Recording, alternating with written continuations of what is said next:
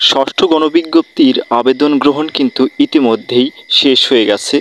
শেষ মুহূর্তে যারা পেমেন্ট করেননি হয়তো তারা এখন এই পেমেন্টটা করে নিচ্ছেন।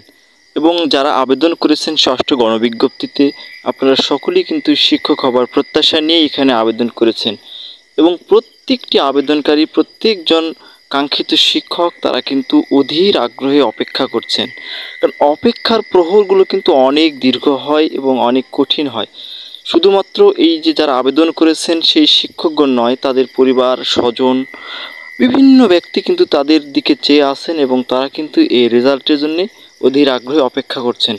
এবং এই সময়টা কিন্তু বেশিরভাগ সময় কাটতে চায় না, নানা রকমের উদ্বিগ্নতা আপনাদের মন মানসিকতায় আসতে পারে। তো আপনাদেরকে বলি, এবারের যে নিবন্ধন কার্যক্রম সেটা কিন্তু অতীতের যে কোনো সময়ের চেয়ে অনেক বেশি দ্রুত গতিতে সম্পন্ন হচ্ছে। এনটিআরসি কিন্তু এই কাজটাকে খুব দ্রুত সময়ের মধ্যে শেষ করার জন্যে আন্তরিকভাবে চেষ্টা করছে। যদিও কিছু মামলা মোকদ্দমা সহ ঝামেলা বারবার সামনে আসছে, সেগুলোকে পাশ কাটিয়ে কিন্তু এনটিআরসি তার নিজের কাজটি কিন্তু চালিয়ে যাচ্ছে।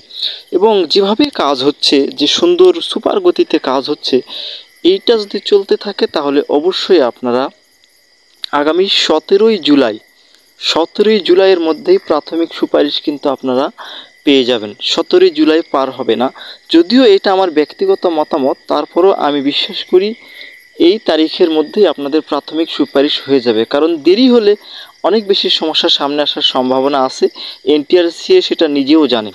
এই ক্ষেত্রে অনেক নতুন নতুন মামলা হয়, তো নতুন ঝামেলা সৃষ্টি হতে পারে। সেজন্য এনটিআরসি মন্ত্রণালয়ের মতামত নিয়ে 17 তারিখের মধ্যেই এই প্রাথমিক সুপারিশটি করতে পারে।